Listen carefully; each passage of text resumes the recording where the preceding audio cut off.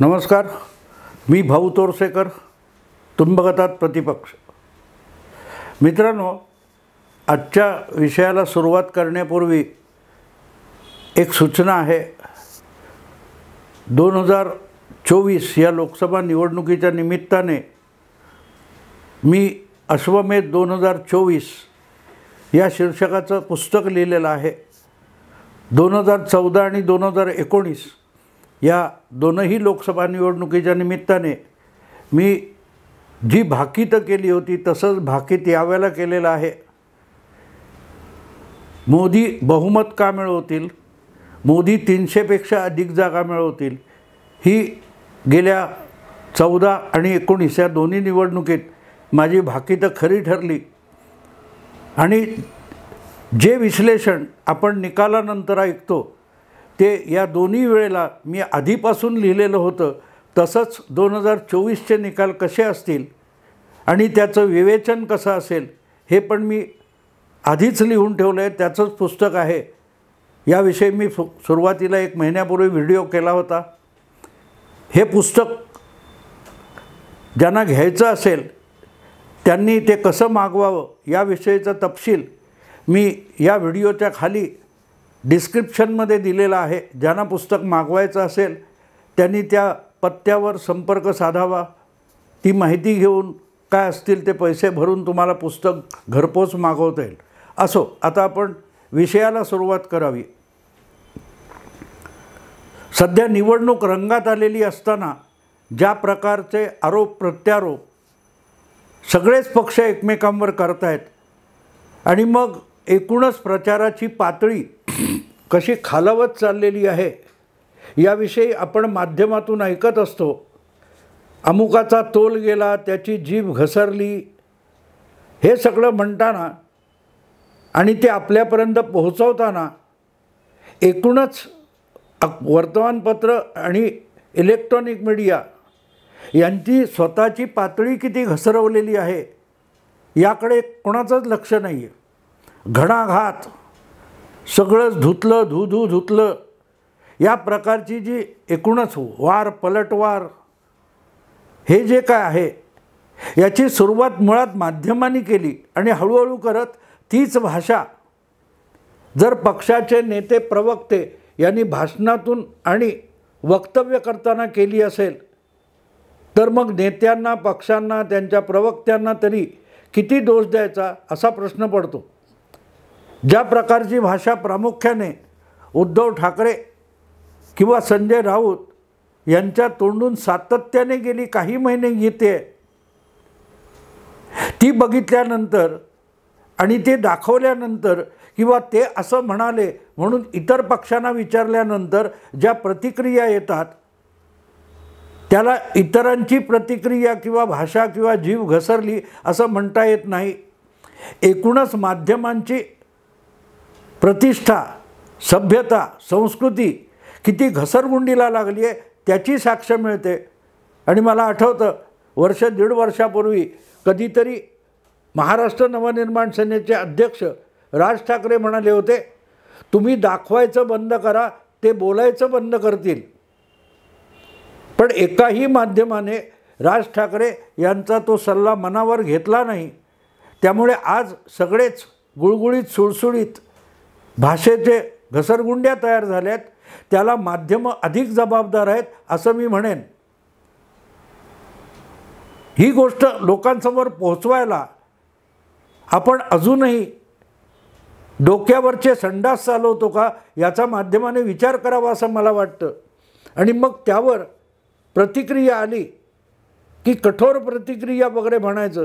काल परवा माजी मुख्यमंत्री, आजचे उपमुख्यमंत्री देवेंद्र फडणवीस यांनी उद्धव ठाकरे भ्रमिष्ट झालेत अशी जी भाषा वापरली ही देवेंद्र फडणवीसांची भाषा नाही आहे, पण त्यांच्यावर तसं बोलायची पाळी आणली गेली. अर्थात त्यासाठी उद्धव ठाकरे जबाबदार आहेत असं कोणीही म्हणेल, पण मी म्हणणार नाही. उद्धव ठाकरे तसं बोलले असतील तर आपल्या वाहिनीवर ते दाखवू नये, आपल्या वर्तमानपत्रात हे छापू नये. जे काय शब्द भची बाराखडी संजय राऊत किंवा उद्धव ठाकरे आणि त्यांचे चिरंजीव वापरतात, ती जर सभ्य भाषा नसेल तर ती तुमच्या माध्यमात शिरते कशी? अरे साधं घरात नळाचं पाणी येतं, त्या नळाच्या पाण्यामध्ये थोडं मातकट पाणी आलं, गटाराचं पाणी आलं तर तुम्ही ते पाणी प्याल का? आणि पिणार नसाल तर तशीच भाषेत झालेली भेसळ आणि जहरी वगैरे हे तुम्ही तुमच्या चॅनेलवर दाखवता का आणि वर्तमानपत्रात छापता का, असाही प्रश्न विचारायला लागतो. आणि ज्या वेळेला असलं काहीतरी समोर आणलं जातं तेव्हा त्याची नांगी ठेचण्यासाठी समोरच्या लोकांनाही, प्रतिपक्षालाही, विरोधी पक्षालाही तितकंच कठोर बोलावं लागतं. तसं जर नसतं तर सभ्य भाषेत बोलणाऱ्या एकनाथ शिंदे किंवा देवेंद्र फडणवीस यांना भ्रमिष्ट वगैरे शब्द वापरण्याची वेळ आली नसती. ती आली आहे याचं पहिलं कारण मी म्हणेन की मीडिया आहे, आणि दुसरं कारण मग संजय राऊत, उद्धव ठाकरे, आदित्य ठाकरे असं म्हणता येईल. आपण पुढच्या सामान्य वाचकासमोर, श्रोत्यासमोर काय घेऊन जातो याचं भान असलं पाहिजे. कितीही आजारी असले, उद्धव ठाकरे कितीही आजारी असले तरी त्यांच्या आजारपणाची, अगदी मानसिक आजाराची सुद्धा जाहीर चर्चा होण्याची गरज नाही, पण ती होते. आणि म्हणूनच मग देवेंद्र फडणवीसांसारख्या संयमी माणसाला उद्धव ठाकरे भ्रमिष्ट झालेत, सत्ता गमावल्यामुळे भ्रमिष्ट झालेत, हे सातत्याने बोलावं लागतं आहे.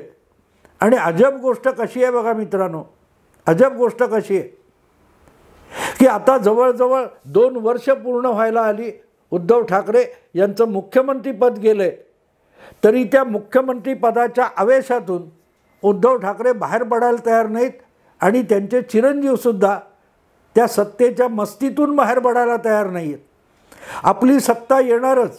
अरे शिवसेना स्थापन झाली ती मराठी अस्मिता जपण्यासाठी निर्माण झाली होती, नाही की सत्ता मिळवण्यासाठी. 1966 साली शिवसेना स्थापन झाल्यापासून 1995 साली शिवसेनेचा मुख्यमंत्री सत्तेत येण्यापूर्वीपर्यंत जवळजवळ 29 वर्ष शिवसेना सत्तेत नव्हती. आणि सत्तेशिवायसुद्धा शिवसेना शक्तिमान संघटना होती. सत्तेच्या मागे भरकटत जात जात उद्धव ठाकरेंनी शिवसेनेचा किती बट्ट्याबोळ करून टाकला आहे की आज शिवसेनेला सत्ता आणि सत्ता या पलीकडे काहीही दिसत नाही आहे.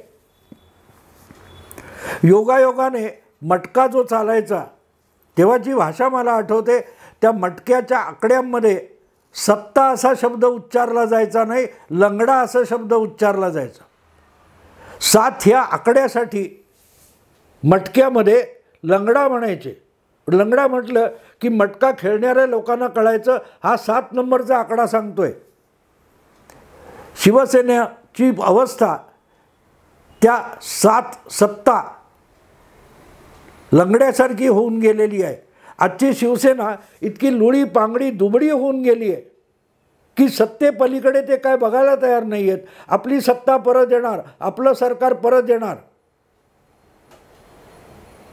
आणि सत्तेने उद्धव ठाकरेंना पागल करून टाकलेलं आहे. आणि मग आपलं मुख्यमंत्रीपद एकनाथ शिंदेंकडे गेलं म्हणून किती रडकुंडीला आलेत. मिंदे काय काय काय काय गलीगलोच चालू आहे. पण तरीही त्यांच्या इतके भरकटलेले शब्द एकनाथ शिंदे वापरत नाहीत की देवेंद्र फडणवीस वापरत नाहीत. पण देवेंद्र फडणवीसांना उद्धव ठाकरे भ्रमिष्ट झालेत, त्यांच्यावर मानसिक उपचाराची गरज आहे अशी भाषा वापरायला लागते. याचा अर्थ उद्धव ठाकरे यांची मानसिक अवस्था आपल्या लक्षात येते. आपण काय बोलतोय? काल परवा जेव्हा आदित्य ठाकरे सांगतात की नोटांचं गोडाऊन, पैशाचं गोडाऊन एकनाथ शिंदेंकडे होतं आणि त्याच्यावर ईडी धाड घालणार असं कळल्यानंतर घाबरून अटकेच्या भीतीने एकनाथ शिंदे हे भाजपबरोबर निघून गेले असं जर तुम्ही म्हणत असाल तर मग ते गोडाऊनभर पैसे एकनाथ शिंदेनी मिळवले कुठून, याचंही उत्तर दिलं पाहिजे. की माझे वडील मुख्यमंत्री होते, 2.5 वर्ष माझे मुख्यमंत्री असताना एकनाथ शिंदे त्यांच्याबरोबर मंत्री होते, किंवा माझ्या वडिलांच्या कृपेने देवेंद्र फडणवीसांच्या मंत्रिमंडळात एकनाथ शिंदे जवळजवळ 5 वर्ष मंत्री होते, त्या काळात त्यांनी गोडाऊनभर पैसे कमावले, असं आदित्य ठाकरेंना म्हणायचं आहे का? आज उद्धव ठाकरे यांच्या काळात शिवसेना सत्तेत आल्यापासून किती भ्रष्टाचारात बोकाळली, की एकनाथ शिंदे हा तुमचा एक मंत्री, 7.5 वर्ष मंत्री असलेला माणूस हा गोडाऊनभर पैसे मिळवत असेल, तर तुम्ही किती मिळवले असतील? तुम्ही किती मिळवले असतील? आपणच आपली बदनामी करतोय, आपणच आपल्या भ्रष्टाचाराची साक्ष देतोय. याचं सुद्धा भान आदित्य ठाकरेंना राहिलेलं नाही. ती अशी दाढी खाजवल्याची एकनाथ शिंदे यांची नक्कल करायची आणि आमच्याकडे येऊन रडले. तुम्ही वाचवणार होतात त्यांना. गोडाऊनभर पैसे असतील म्हणून एकनाथ शिंदे घाबरले असतील, तर मग प्रताप सरनाईकांनी काय करायचं? प्रताप सरनाईक हा पहिला शिवसेनेचा नेता आहे की ज्याच्यावर ईडीने कारवाई केली होती. तेव्हा का नाही तुम्ही हालचाली केल्यात? तुम्ही वाचवू शकलात एकनाथ प्रताप सरनाईकांना? जो माणूस, जो नेता प्रताप सरनाईकांना ईडीपासून वाचवू शकला नव्हता, त्याच्याकडे जाऊन आपल्याला वाचवा म्हणून रडण्या इतका एकनाथ शिंदे हा मूर्ख माणूस नव्हता. त्यांनी स्वतःचा मार्ग शोधला. आणि त्याच्यावर तुम्ही काय आरोप करत होता की 50 खोके घेतले आणि पक्षांतर केलं, पक्ष फोडला. कुठेतरी खुलासा करा की घेतले होते की दिले होते. मग आठवण येते. गोडाऊन हा शब्द जेव्हा आदित्य ठाकरे वापरतात,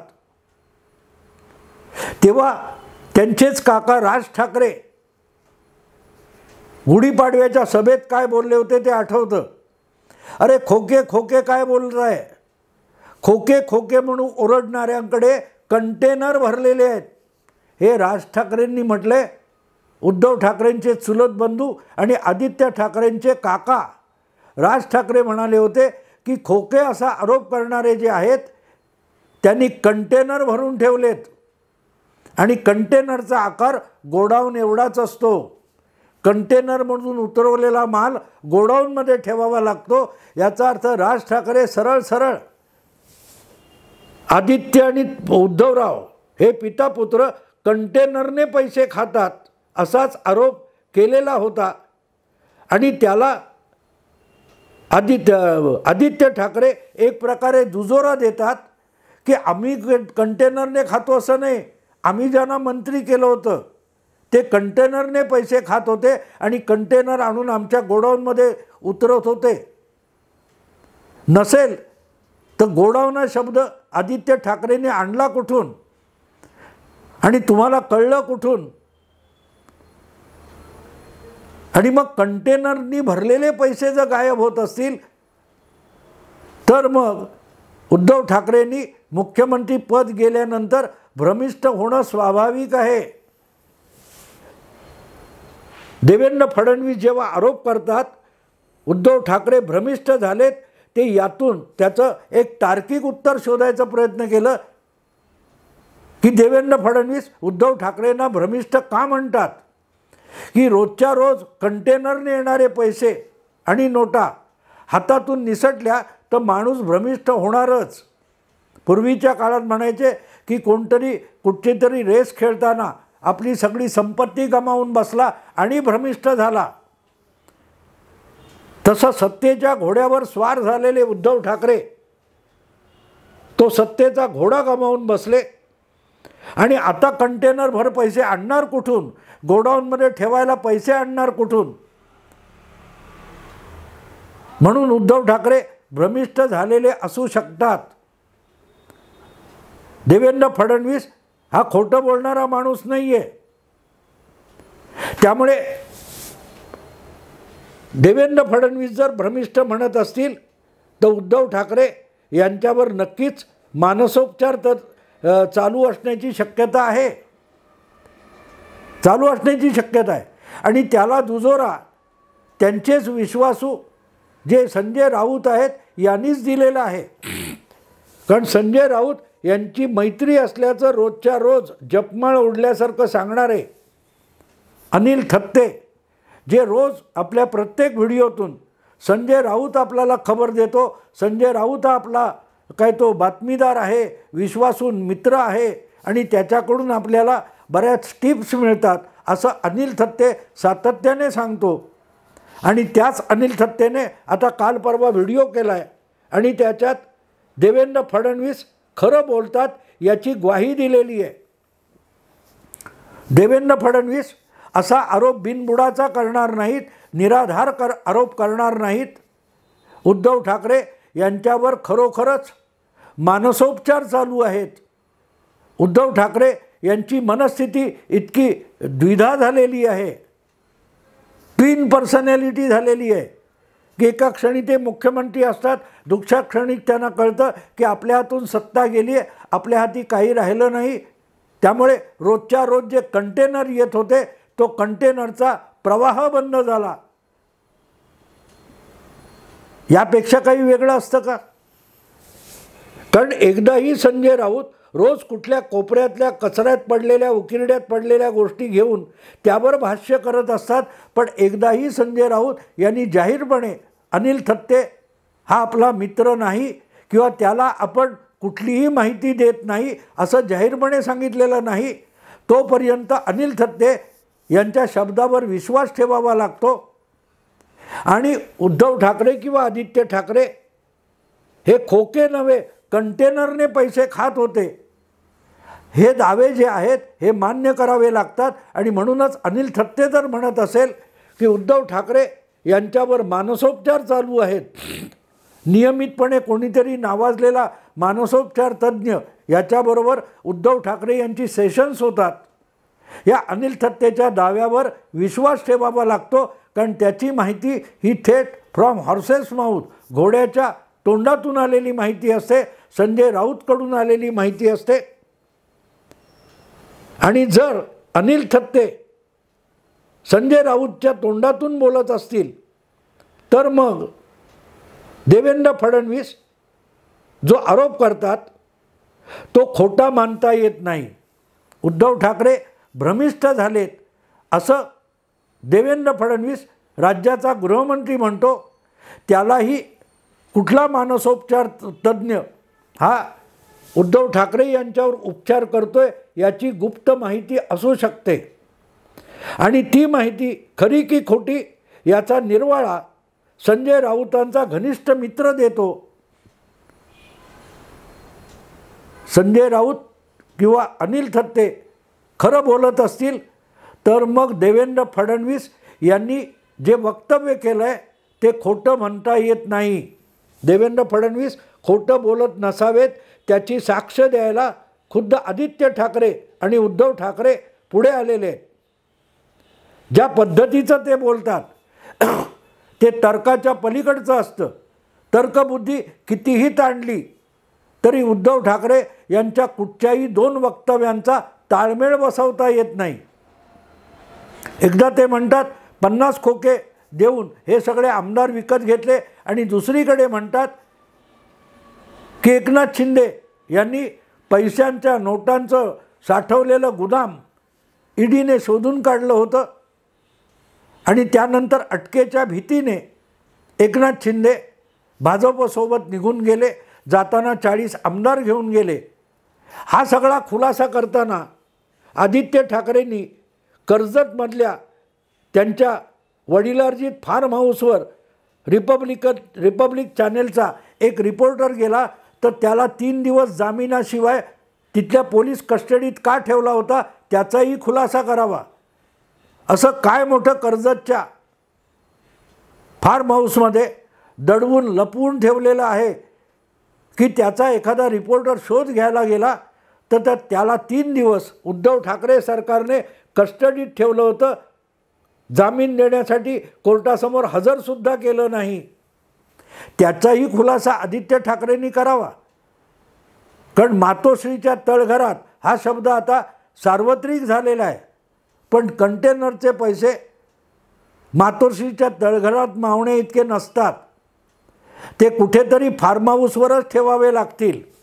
आणि तुम्हाला मित्रांनो आठवत असेल तर काही महिन्यांपूर्वी झारखंडच्या एका काँग्रेस खासदाराच्या फार्म हाऊसवर आयकर खात्याने धाड घातली होती, ईडीने धाड घातली होती आणि 300 कोटीपेक्षा अधिक रकमेच्या नोटा मिळाल्याचं चित्रणसुद्धा आपण 332 कोटी वगैरे काहीतरी नोटा मिळाल्याचं चित्रण आपण वेगवेगळ्या वाहिन्यांवर बघितलेलं आहे. पण ते फार्म हाऊस होतं. झारखंडचे कोणी सेन नावाचे खासदार होते काँग्रेसचे. त्यांच्या फार्म हाऊसवर 300 पेक्षा अधिक कोटीच्या नोटा मिळाल्या होत्या. आयकर किंवा ईडी खात्याने धाड घातली होती. आणि इथे आदित्य ठाकरे एकनाथ शिंदेंच्या कुठच्या गोडाऊनमध्ये नोटा मिळाल्याचा दावा करतात. आणि योगायोगाने यांच्याच कर्जतच्या फार्म हाऊसवर, उद्धव आणि आदित्यच्या कर्जतच्या फार्म हाऊसवर शोध घ्यायला गेलेल्या रिपब्लिक चॅनेलच्या कायच्या रिपोर्टरला 3 दिवस पोलिसांनी डांबून ठेवला होता. मॅजिस्ट्रेटसमोर हजर पण केला नव्हता. तेव्हा मग राज ठाकरेंचा कंटेनर हा शब्द, आदित्य ठाकरे यांचा गोडाऊनभर नोटा हा शब्द आणि संजय राऊत कथित अनिल थत्ते यांची साक्ष काढली तर मग सगळी तर्कसंगती जुळते. काही त्याला खवखवे म्हणतात. त्याप्रमाणेच राज ठाकरेंचा कंटेनर हा शब्द आदित्य ठाकरे गोडाऊनमध्ये परावर्तित करतात आणि त्याच्याच आधारावर काही ना काही पुरावे हे देवेंद्र फडणवीसांकडे असू शकतात. आणि म्हणून देवेंद्र फडणवीस खोटं बोलत नाहीत हे मान्य करायची पाळी तुमच्या आमच्यावर येते. एवढ्या नोटा कुठे दडपून ठेवल्यात त्या परत एकदा मोदी सरकार आलं तर धाड पडून फार्म हाऊस, गोडाऊन, कंटेनर हे सगळे जप्त होण्याच्या भयाने उद्धव ठाकरे भ्रमिष्ट झालेत का असा प्रश्न विचारावा लागतो. प्रत्येकाने आपापली तर्कबुद्धी वापरा. मी तुमच्यासमोर वेगवेगळे धागेदोरे आणून सोडलेले आहेत. कुठे गाठ मारता येईल बघा. मी आत्ता इथेच थांबतो. आवडलं लाईक करा, शेअर करा, सबस्क्राईब करा.